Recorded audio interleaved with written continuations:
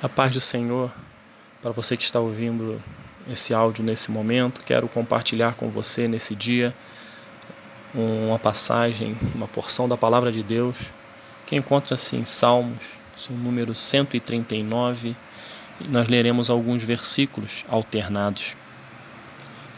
Senhor, Tu me sondas e me conheces. Sabes quando me assento e quando me levanto. De longe penetras os meus pensamentos, esquadrinhas o meu andar e o meu deitar, e conheces todos os meus caminhos. Ainda a palavra me não chegou à língua, e Tu, Senhor, já a conheces toda. Tu me cercas por trás e por diante, sobre mim põe a mão. Se subo aos céus, lá estás. Se faço a minha cama no mais profundo abismo, lá estás também. Os teus olhos me viram a substância ainda informe, e no teu livro foram escritos todos os meus dias, cada um deles escrito e determinado, quando nenhum deles havia ainda. Esse salmo foi escrito pelo rei Davi, pelo salmista Davi, e o tema central desse salmo é Deus onisciente e onipresente. E nós verificamos quando lemos alguns versículos deste salmo que eu acabei de compartilhar com vocês, a gente vê como Deus é poderoso. Quando falamos Deus é onisciente, Ele sabe de todas as coisas. Quando falamos que Deus é onipresente, Ele está em todos os lugares. Quando falamos que Deus é onipotente, Ele tem todo o poder. Esse é o Deus que o salmista Davi, no seu momento de adoração e louvor, fez esse salmo. Porque ele diz no início: Senhor, Tu me sondas e me conheces. Sabes quando me assento e quando me levanto. De longe penetras os meus pensamentos. O Senhor sabe de todas as coisas. O Senhor sonda a minha vida. O Senhor sonda a sua vida. O Senhor te conhece. O Senhor me conhece. É algo maravilhoso para nós, né, seres humanos, frágeis, cheios de debilidades, ter um Deus que tem todo o poder, como eu falei, um Deus que sabe de todas as coisas, um Deus que está em todos os lugares, um Deus tão poderoso, se preocupa e conhece e sonda pessoas tão pequenas como eu e como você. Ele sabe quando você se levanta, quando você acorda, Ele te vê. Ele sabe o que você pensa. E muitas das vezes, as atitudes, o pecado não estão somente nas atitudes pecaminosas, mas também no pensamento pecaminoso. E tudo isso o Senhor conhece. Nós não podemos enganar a Deus. Nós não podemos dissimular as coisas achando que Ele não vai ver. Ele vê tudo. Ele sabe o que passa no mais profundo do seu coração. E essas características de Deus nos dá uma felicidade. Essa é a palavra correta, felicidade. Porque Ele sabe o que eu preciso. E Ele sabe como vai me conceder aquilo que eu preciso. Eu não sei, caro ouvinte, o que você está passando. De repente você está mostrando algo por fora, porém por dentro está vivendo conflitos, tristezas, angústias, problemas. Mas por fora, quem olha para você, pensa que você não está passando por nada, que você está bem. Eu quero dizer para você que Deus sabe o que você está passando, o que você está sofrendo, a angústia que está consumindo a sua vida. Porque Ele sabe de todas as coisas. Esse Deus, Ele é onisciente e Ele sabe o que cada um, no mais íntimo do nosso ser, pensa e precisa. E muitas das vezes a palavra ainda não saiu da sua boca e Ele já sabe o que você vai falar. Esse é um Deus que nos ama, a ponto de entregar o seu único Filho, para que nós pudéssemos ter acesso ao coração dele. Um plano perfeito de salvação.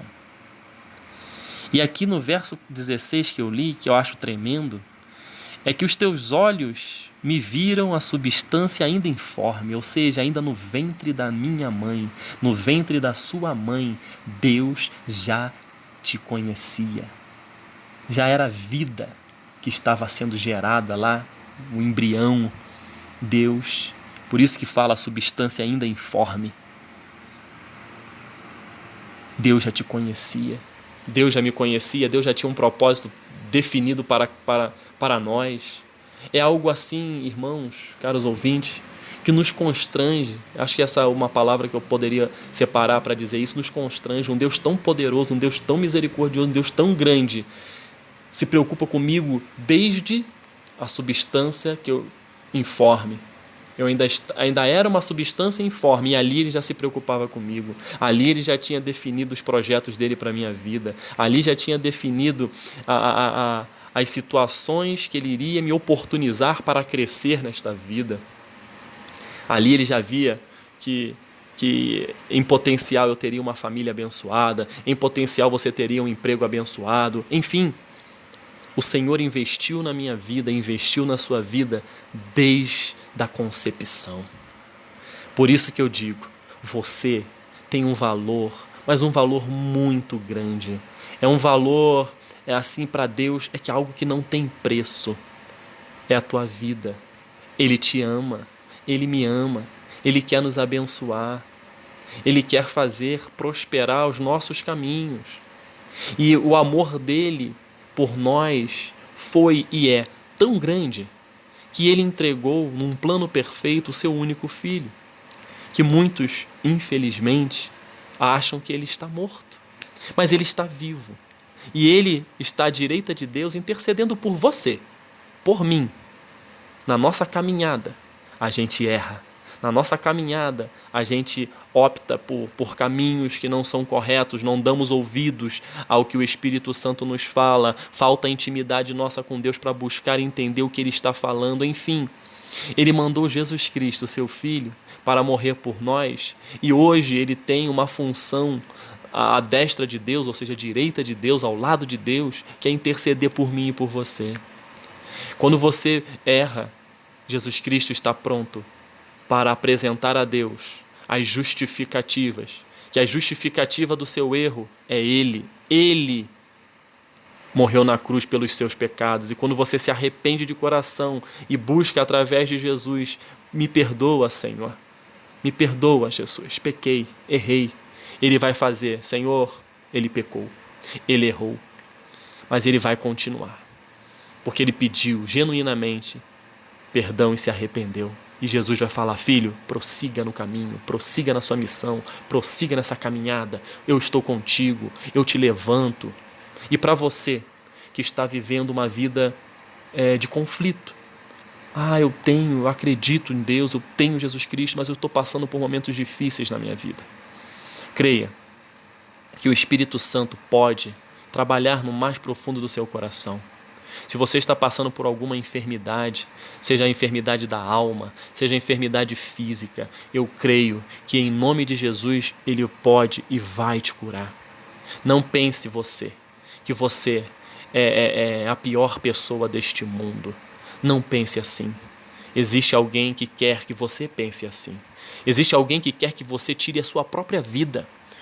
Ele fica colocando coisas na sua mente, no seu coração, na sua caminhada, para que você tire a sua própria vida. E não é isso que Deus quer. Ele sim, Deus é aquele que pode colocar um ponto final na nossa vida terrena. Porque Ele, como nós lemos, cada um dia das nossas vidas foram escritos por Deus. Ele pode. Você não pode tirar a sua própria vida. O inimigo das nossas almas não pode tirar a sua própria vida se você não permitir. Deus é um Deus de vida. Você nasceu para viver, você nasceu para vencer. Enquanto os projetos de Deus estiverem valendo para as nossas vidas, vivamos felizes com as lutas, tristes, e depois vamos retomar a nossa felicidade, que a nossa felicidade está em Cristo, a nossa alegria está em Cristo. As lutas vêm, e não tem um ser vivente nesta terra, um ser humano nesta terra, que não passe por lutas. E nós passamos por muitas lutas, por muitas incertezas, mas só que isso não pode ser obstáculo para eu me aproximar do Senhor, porque Ele é onipresente, Ele está em todo lugar. Se você entrar para o seu quarto, conversar com Ele, se entregar a Ele, Ele vai te responder. É um Pai que ama. Eu acho muito interessante algo que vem ao meu coração sempre. Se o Senhor falar comigo, me exortando, falar comigo me animando, falar comigo me dando esperança, não importa. Deus falando comigo é algo que a minha alma se sacia, a minha alma se fortalece. Porque se Ele fala me exortando, chamando a minha atenção, é porque Ele me ama. Se Ele me dá a palavra de esperança, é porque a vitória está chegando. Irmão, irmã, nesses dias que estamos vivendo, não dê ouvidos às palavras negativas. Dê ouvido à palavra de Deus. Escute a palavra de Deus. Escute o Espírito Santo falar com você. Você tem valor. O Espírito Santo pode, e se você permitir, vai se manifestar na sua vida e através da sua vida. Deus quer usar o povo dele, usar vidas para abençoar outras vidas. Deus não vai descer do céu para fazer o que nós temos que fazer. Nós temos uma missão de levar o Evangelho, de levar o nome de Jesus Cristo. Não existe outro caminho que nos leva à salvação a não ser Jesus Cristo. É esse nome que nós temos que buscar, e Ele está vivo. A nossa compreensão humana às vezes atrapalha. A nossa limitação humana às vezes atrapalha. A gente não vê o vento e sabe que ele existe, a gente sente. Deus é a mesma coisa, Jesus é a mesma coisa, o Espírito Santo é a mesma coisa. Você não vê, mas você sente, Ele existe e Ele quer abençoar a sua vida. Deus não te fez para a derrota, Deus te criou para a vitória. E a vitória parte do princípio que o nome dele vai ser sempre exaltado quando você alcançar os seus objetivos, quando você alcançar as suas vitórias. O primeiro a ser lembrado, a ser glorificado, a ser mostrado ao outro ser humano que vai contemplar a sua vitória é o nome dele. Deus não divide a glória dele com ninguém. Ele nos abençoa e nos dá a vitória, esperando de nós a gratidão, de mostrar ao mundo que tudo que tenho, tudo que sou, tudo que vou ter, é Ele quem me dá, é Ele quem me fortalece.